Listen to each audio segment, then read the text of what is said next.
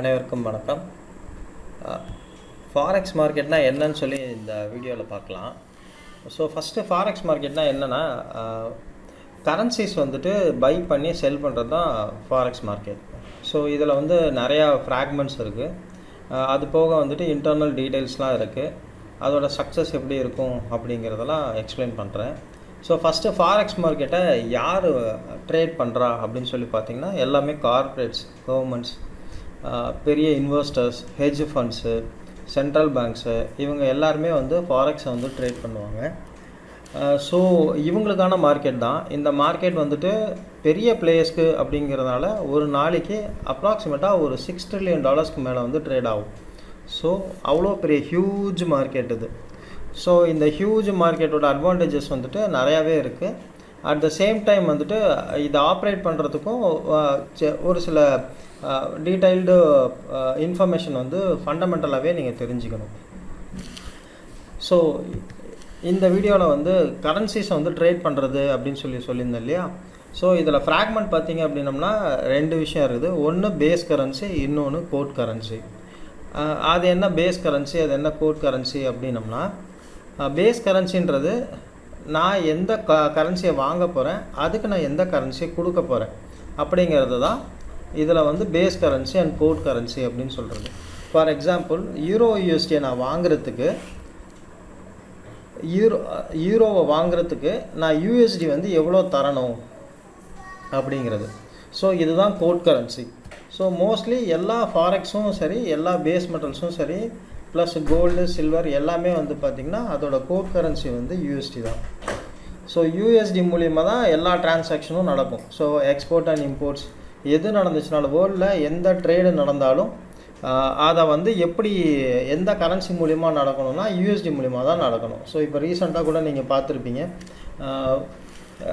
யூஎஸ்டிக்கு ஆப்போசிட்டாக வேறு ஒரு கரன்சியை வந்து நம்ம கொண்டு வரணும் அப்படின்னு சொல்லிட்டு யோசிச்சுட்டு இருந்தாங்க. அதாவது டீடாலரைசேஷன் அப்படின்னு சொல்லுவாங்க. டீடாலரைசேஷன்னா டாலரை யூஸ் பண்ணாமல் வேறு ஏதாவது மெட்டீரியல் வாங்குறதுக்கு, இல்லை இம்போர்ட் பண்ணுறதுக்கோ, இல்லை ரா மெட்டீரியல்ஸ் இம்போர்ட் பண்ணுறதுக்கெலாம் அதை யூஸ் பண்ணாமல் வேறு கரன்சியை நம்ம காமனாக கொண்டு வரணும் அப்படின்னு பேசுனாங்க. ஸோ அதுக்கு தான் யூஎஸ் வந்துட்டு இமிடியட்டாக ரியாக்ட் பண்ணாங்க. ஸோ கோட் கரன்சி எப்பயுமே யூஎஸ்டியாக தான் இருக்கணும் அப்படிங்கிறது. ஸோ பேஸ் கரன்சி வந்து பேஸ் கரன்சி எப்படி வேல்யூவேட் பண்ணுவாங்கன்னா யூஎஸ்டி மூலிமா தான் வேல்யூவேட் பண்ணுவாங்க. ஸோ அதுதான் base currency and quote currency. So எக்ஸாம்பிளுக்கு சொல்லணும்னா,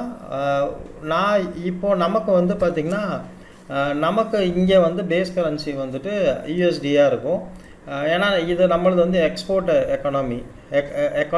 எக்கனாமியாக இருக்கும். At the same time import எக்கனாமியாக இருக்கும்.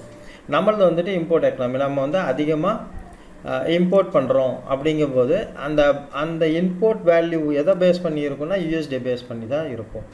ஸோ நம்ம க்ரூட் ஆயிலும் சரி, கோல்டு சரி, அது போக வந்துட்டு ஆயில் சரி, குக்கிங் ஆயில், இது எல்லாமே எது மூலியமாக நம்ம வாங்குவோன்னா யூஎஸ்டி மூலியமாக தான் வாங்குவோம். ஸோ அப்போ நமக்கு ஜென்ரலாகவே யூஎஸ்டி வந்து தேவை.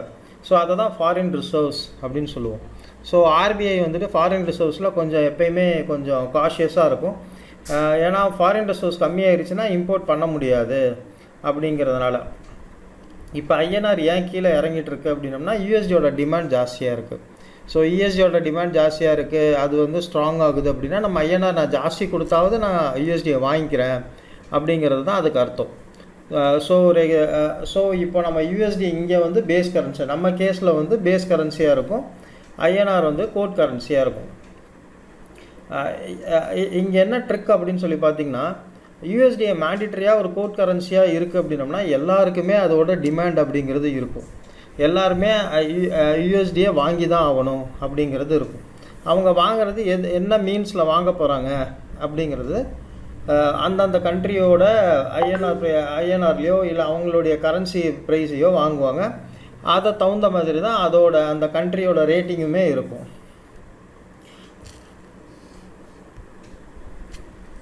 நெக்ஸ்ட்டு பார்த்தோம்னா, இப்போ இது ஒரு எக்ஸாம்பிள் தான். கோல்டு அப்படிங்கிறது எப்பயுமே யூஎஸ்டியில் தான் வாங்கணும், யூஎஸ்டியில் தான் நம்மளால் இம்போர்ட்டும் பண்ண முடியும்.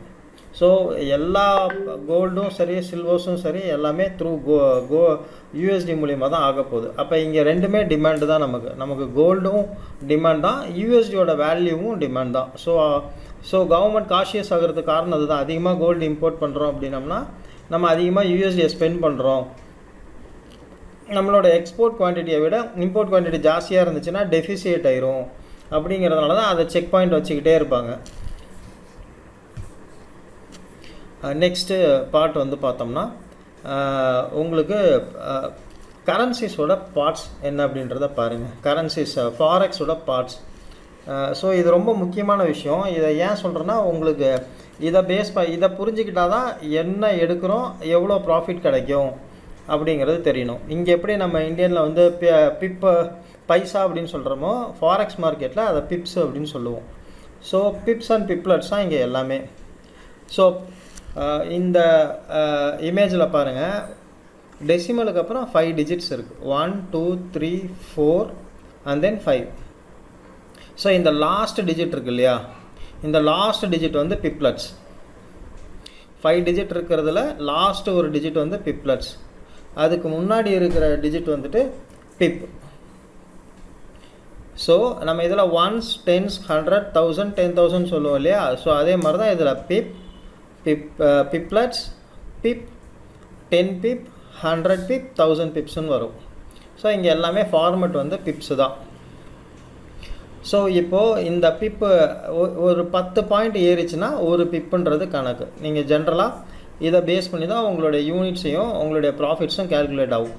நீங்கள் பார்த்துருப்பீங்க இல்லையா, யூரோ யூஎஸ்டி வந்து நான் பை பண்ணிட்டேன் அப்படின்னம்னா, பை பண்ணியிருக்கேன், அந்த கரன்சியை பை பண்ணியிருக்கேன்னா அவன் 10 பாயிண்ட்ஸ் 10 பிப்லெட்ஸ் ஏறிச்சுன்னா ஒரு பிப்பு வரும். அந்த ஒரு பிப்புன்றது எவ்வளோ லாட் சைஸுக்கோ அதுக்கு தகுந்த மாதிரி மல்டிப்ளை பண்ணுவாங்க. ஃபார் எக்ஸாம்பிள் இப்போ 0.01 லாட் சைஸ் எடுக்கிறேன்னா ஒரு பிப்பு ஏறுனா உங்களுக்கு ஒரு $1 அப்படின்ற மாதிரி ப்ராஃபிட் வரும். 10 லாட்ஸ் எடுத்தீங்க அப்படின்னா $10. 100 லாட்ஸ் ஸ்டாண்டர்ட் லாட்ஸ் போனீங்க அப்படின்னம்னா $100 ப்ராஃபிட்டு அப்படின்னு சொல்லுவோம். அதோட ஸ்ட்ரக்சர்ஸ் எல்லாத்தையும் நான் நெக்ஸ்ட் அப்கமிங் ஸ்லைட்ஸில் உங்களுக்கு காட்டுறேன். ஸோ இப்போது இதை புரிஞ்சிருக்கும்னு நினைக்கிறேன். பிப்ஸ் அப்படின்னம்னா 1s 10s 100 1000s. ஸோ இந்த ஃபார்மெட்டை நம்ம இங்கே பிப்ஸ்ன்னு சொல்லி பிப்ஸ் அண்ட் பிப்லெட்ஸ்ன்னு சொல்லி சொல்லுவோம். லீஸ்ட் வந்து பிப்லெட்ஸு. நெக்ஸ்ட்டு வேரியபிள் வந்து பார்த்தோம்னா பிப். 10 பிப்லெட்ஸ் வந்துட்டு ஒரு பிப்பு அப்படிங்கிறது கணக்கு. ஸோ இப்போ உங்களுக்கு பிப்ஸ் வந்து கிளியராக இருக்கும். இப்போ நான் வந்துட்டு ஒரு புரோக்கர்கிட்ட எக்ஸ்என்எஸில் அக்கௌண்ட் ஓப்பன் பண்ணிட்டேன், எக்ஸ்என்எஸில் டெமோ அக்கௌண்ட்டு ஓப்பன் பண்ணிட்டேன்.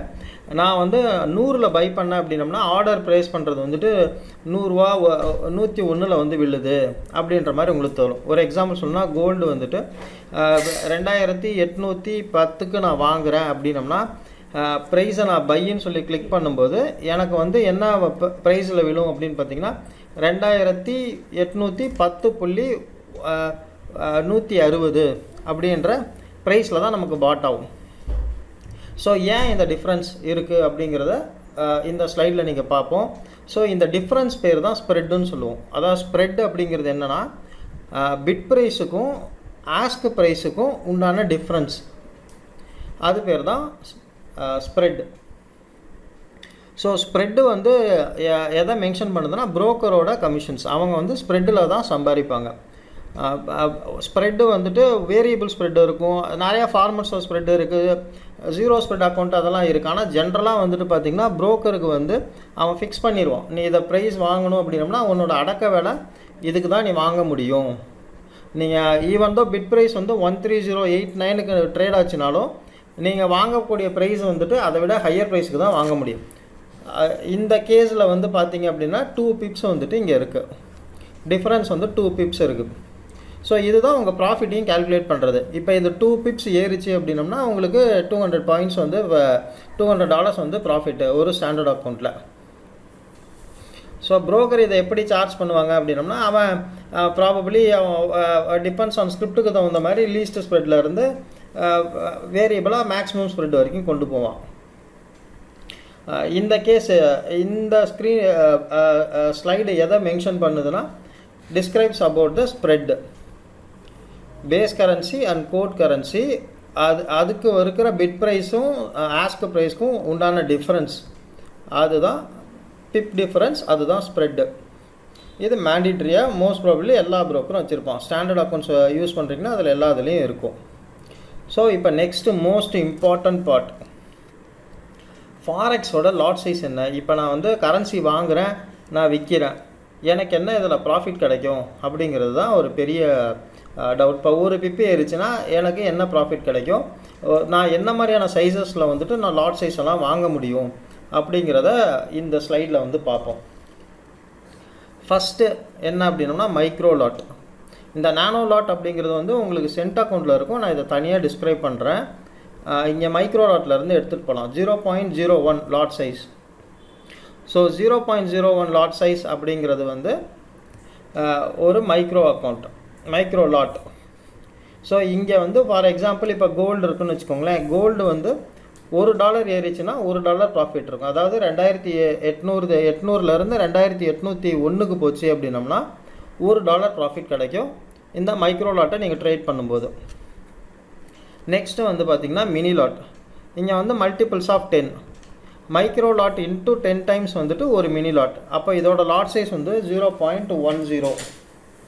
ஸோ இங்கே என்ன இருக்கும் அப்படின்னு பார்த்தீங்கன்னா, கோல்டு நான் 2008 வாங்கி 2009க்கு நான் விற்கிறேன், 2800க்கு வாங்கி 2801க்கு நான் விற்றேன் அப்படின்னம்னா எனக்கு $10 ப்ராஃபிட் கிடைக்கும் இங்கே. எதுக்கு? மினி லாட்டுக்கு. இதை விட பெரிய சைஸ் வந்து standard lot. Standard lot size அப்படிங்கிறது 10 times of mini lots. So இங்கே வந்து 2800ல் ஒன்றை வாங்கிட்டு அது 2801க்கு நான் அந்த கோல்டை விற்கிறேன் அப்படின்னா எனக்கு $100 வந்து ப்ராஃபிட் கிடைக்கும். இன்னொரு முக்கியமான விஷயம் நீங்கள் இதில் தெரிஞ்சிக்க வேண்டியது யூனிட்ஸ், எவ்வளோ வாங்க போகிறோம் அப்படிங்கிறது. ஸோ மைக்ரோ லாட்டை பொறுத்த வரைக்கும் $1000 வந்து நீங்கள் வாங்குறீங்க. ஒரு சிங்கிள் ஆர்டர் அப்படிங்கிறது $1000. இப்போ ஒரு எக்ஸாம்பிள் நம்ம வந்து யூரோ யூஎஸ்டி வாங்குகிறோன்னு வச்சுக்கோங்களேன். அப்போ எவ்வளோ வாங்க போகிறோம் அப்படின்னம்னா அதை டாலர்ஸ்ன்னு சொல்லக்கூடாது, யூனிட்ஸ்ன்னு சொல்லலாம். 1000 யூனிட்ஸ் ஆஃப் யூரோ வந்து ஒரு யூனிட்டு. 10,000 யூரோஸ் வந்துட்டு ஒரு மினி லாட்டு. 1 lakh யூரோஸ் வந்துட்டு ஒரு ஸ்டாண்டர்ட் லாட்டு அப்படிங்கிறது கணக்கு. ஸோ நானோ லாட் பொறுத்த வரைக்கும் 100 யூரோஸ் அப்படிங்கிறது ஒரு யூனிட். நானோ லாட் வந்து சென்ட் அக்கௌண்ட்டுக்கு தான் கொடுப்பாங்க. புரோக்கர்ஸ் வந்துட்டு இந்த நானோ லாட்டை யாரும் ஸ்டாண்டர்ட் அக்கௌண்ட்லேயோ நார்மல் அக்கௌண்ட்ஸ்லேயோ கொடுக்கறதில்ல, அது தனியாக செப்பரேட்டாக அவங்க மெயின்டைன் பண்ணிக்கிறாங்க. ஸோ இப்போது எக்ஸாம்பிள் சொல்லணும்னு வச்சுக்கோங்களேன். இன்றைக்கி வந்து டாலர் ஐஎன்ஆர் யூஎஸ்டி ஐஎன்ஆரை ட்ரேட் பண்ண போகிறேன் அப்படின்னம்னா நான் $1000 ஐஎன்ஆர் வாங்குறேன்னா அதோட நெட்ஒர்த் வந்து 86,000. ஒரு மைக்ரோ லாட்டோட வேல்யூ வந்துட்டு 86,000 கொடுத்து எடுக்கிறோம். ஒரு மினி லாட்டோட வேல்யூ வந்துட்டு 10 டைம்ஸ் ஆஃப் 86,000. அப்போனா 8,60,000. 8,60,000 கொடுத்தா தான் எனக்கு வந்து ஒரு யூனிட் கிடைக்கும். ஒரு மினி லாட் வந்து நீங்கள் எடுக்க முடியும். உங்களோட வேல்யூ, நெட் வேல்யூ. இதை எக்ஸ்பிளைன் பண்ணுறதுக்கு ஒரு முக்கியமான காரணம் இருக்குது, அதை நான் பின்னாடி உங்களுக்கு சொல்கிறேன். நான் ஒரு ஸ்டாண்டர்ட் லாட் அப்படிங்கிறது 1 lakh units of particular currency. இப்போ யூஎஸ்டி நான் வாங்குகிறேன், 1 lakh யூனிட்ஸ் வாங்குறேன்னா நான் வாங்குகிற இந்தியன் மணிக்கு எவ்வளோ ஈக்குவலாக இருக்குன்னு பார்த்தீங்கன்னா 86 லட்சம், 86 lakhsக்கு வந்துட்டு அது வந்து ஈக்குவலாக இருக்கும் ஒரு ஸ்டாண்டர்ட் லாட் அப்படிங்கிறது. அப்போ நீங்கள் கேல்குலேட் பண்ணிக்கோங்க நீங்கள் வாங்குகிற கரன்சி எவ்வளோ பர்சன்டேஜ் இறங்கிச்சு அப்படின்னம்னா உங்களுக்கு எவ்வளோ தேவைப்படும் அப்படிங்கிறத நீங்கள் இதில் தெரிஞ்சுக்கலாம். ஸோ அந்த பர்பஸ்க்காக தான் இது இருக்கிறது. ஸோ இதுக்கப்புறம் உங்களுக்கு இப்போ இந்த பேசிக்ஸ் எல்லாம் ஓரளவு புரிஞ்சிருக்கும் நினைக்கிறேன். புரியல அப்படின்னா கமெண்ட்ஸில் போடுங்க, நான் அதுக்கு உண்டான எக்ஸ்ப்ளனேஷன் கொடுக்குறேன். இப்போ வந்துட்டு இப்போ ட்ரேடு நான் வந்து எக்ஸ்என்எஸில் அக்கௌண்ட் ஓப்பன் பண்ணிட்டேன். அக்கௌண்ட் ஓப்பன் பண்ணி ரெஜிஸ்டர் பண்ணியாச்சு, அக்கௌண்ட் வெரிஃபிகேஷன் பார்த்தாச்சு. இப்போ நான் எந்த கரன்சியை ட்ரேட் பண்ணுறது, எது வந்து சூட்டபுளாக இருக்கும் அப்படிங்கிறது நெக்ஸ்ட்டு கொஸ்டின். ஏன்னா இங்கே ட்ரேடில் வந்து முக்கியமான விஷயமே சூஸிங் ஆஃப் கரன்சி தான். நீங்கள் சூஸிங் ஆஃப் த பேர் இன்ஸ்ட்ருமெண்ட்டை சூஸ் பண்ணுறது தான் ரொம்ப முக்கியமான விஷயம். ஸோ அதில் ஃபஸ்ட்டு பார்க்குறீங்க அப்படின்னா ஹையஸ்ட் வால்யூம் யூரோ யூஎஸ்டியும் கோல்டுக்கும் தான் நடக்கும். ஸோ இது தான் வந்து டாப் 5 ட்ரேடபுள் கரன்சிஸ். ஹையாக வந்து வால்யூமும் நல்லாயிருக்கும், ஃப்ளக்சுவேஷன்ஸ் நல்லாயிருக்கும். அது போக வந்து லிக்விடு கரன்சிஸ்ன்னு சொன்னாங்கன்னு வச்சுக்கோங்களேன். இது எல்லாமே பயங்கர லிக்விடாக இருக்கிற இன்ஸ்ட்ருமெண்ட்ஸ்.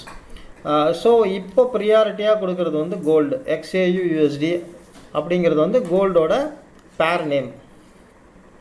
என்ன அர்த்தம்னா, நான் கோல்டு வாங்கணுன்னா எவ்வளோ USD கொடுக்கணும் அப்படிங்கிறது தான் இங்கே வந்து டிஃபைன் பண்ணுது இதை. ஸோ இந்த பேர்ஸ் எல்லாமே வந்து பார்த்திங்கன்னா ஹைலி ட்ரேடபிள் பேர்ஸ். இந்த பேர்ஸில் எப்பயுமே வாலட்டிலிட்டி இருக்கும், லிக்விடிட்டியும் இருக்கும். ஸோ இந்த பேர்ஸை வந்து ட்ரேட் பண்ணுறதுக்கு யூஸ் பண்ணிக்கோங்க. ஸோ இப்போ அடுத்தது, இப்போ நான் ஃபாரெக்ஸை பற்றி எனக்கு ஒரு இன்ட்ரோ கிடச்சிருச்சு. நான் அதோட டெமோ வந்து ட்ரை பண்ணணும் அப்படின்னு நினைக்கிறீங்க, நான் ட்ரை பண்ணணும் அப்படின்னோம்னா நீங்கள் கேஷ் போட்டு பண்ணணும் அப்படிங்கிறது இல்லை. ஏன்னா எக்ஸ்என்எஸ் வந்துட்டு உங்களுக்கு ஃப்ரீயாக வந்து டெமோ அக்கௌண்ட் அசைன் பண்ணுவாங்க with virtual money, virtual fund சைஸை நீங்களே சூஸ் பண்ணிக்கலாம். $1000 $2000 என்ன வேணுமோ அதை நீங்கள் சூஸ் பண்ணிக்கலாம். அதை நீங்கள் ப்ராக்டிக்கலாக இம்ப்ளிமெண்ட் பண்ணியும் பார்க்கலாம். ஸோ அது பண்ணுறதுக்கு இந்த QRஐ ஸ்கேன் பண்ணிக்கோங்க. நான் கம்பெனியோட லிங்க்கையும் நான் கீழே கொடுத்துருக்கேன், டிஸ்கிரிப்ஷனில் கொடுக்குறேன். அதை கிளிக் பண்ணி ஃபாலோ பண்ணிக்கோங்க, ரிஜிஸ்டர் பண்ணிக்கோங்க. உங்களுக்கு ஃப்ரீ டெமோ கிளாஸஸ் ஃபாரெக்ஸ் பற்றி ஏதாவது தெரியணும் அப்படின்னம்னா QRஐ ஸ்கேன் பண்ணி ரெஜிஸ்ட்ரேஷன் பண்ணிக்கோங்க. நான் கிளாஸஸ் வந்து கண்டக்ட் பண்ணும்போது நான் உங்களுக்கு போடுறேன். நான் எப்போ ஃப்ரீயாக இருக்கணும் அப்போ கிளாஸஸ் கண்டக்ட் பண்ணுவேன். அப்போ நீங்கள் வந்து வரலாம். இந்த ஃபாரெக்ஸை பொறுத்த வரைக்கும், ஃபாரெக்ஸ் ஃப்ரீ ஒர்க் ஷாப்பை பொறுத்த வரைக்கும் ஸ்ட்ராட்டஜிஸை பற்றி நம்ம நிறையா பேசலாம். ஸ்ட்ராட்டஜிஸை எப்படி என்ஹான்ஸ் பண்ணணும், அதை எப்படி டிசைன் பண்ணணும், ஒரு இண்டிகேட்டரை வந்து எப்படி யூஸ் பண்ணணும், அந்த இண்டிகேட்டரில் என்னென்ன ப்ராப்ளம்ஸ் இருக்கும், இல்லை என்னென்ன மெரிட்ஸ் இருக்கும், சப்போஸ் அதை எப்படி ஓவர் கம் பண்ணலாம், மணி மேனேஜ்மெண்ட்டை எப்படி டிஃபைன் பண்ணலாம் அப்படிங்கிற டீட்டெயில் எல்லாமே நம்ம டிஸ்கஸ் பண்ணலாம். ஸோ உங்கள் ஸ்ட்ராட்டஜிஸை நான் ஃப்ரீயாக எவாலுவேட் பண்ணித்தரேன். ஸோ அதில் இருக்கிற ப்ராப்ளம், டிஃபிகல்ட்டிஸ் இதெல்லாம் வந்து என்னால் பின் பாயிண்ட்டாக உங்களுக்கு சொல்ல முடியும். இந்த வீடியோ பிடிச்சிருந்தா ஷேர் பண்ணுங்கள், சப்ஸ்கிரைப் பண்ணுங்கள், லைக் பண்ணுங்கள். வேறு ஏதாவது டவுட்ஸ் இருந்துச்சுன்னா என்னை கமெண்ட்ஸில் வந்து போடுங்க. நான் ஒர்க் ஷாப் இருக்கும்போது நான் ஃப்ரீயாக உங்களுக்கு எக்ஸ்பிளைன் பண்ணுறேன். தேங்க்யூ.